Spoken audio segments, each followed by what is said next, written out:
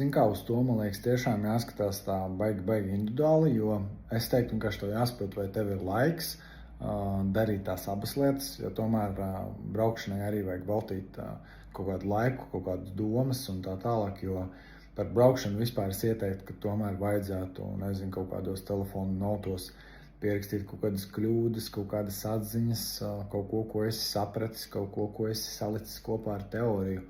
Un, ja tev tam visam pietiek laiks, tad kāpēc ne? Uzsāc darīt to paralēli, bet atkal, ja tu jūties, nezinu, ka tev par paralēli kaut kādi darbi vai mācības vai kaut kas tam līdzīgs, nu tad varbūt sākumā tiešām iespringst uz teoriju, uztaisi sev tādus labus teorijas pamatus, un tad sāc šīs braukšanas.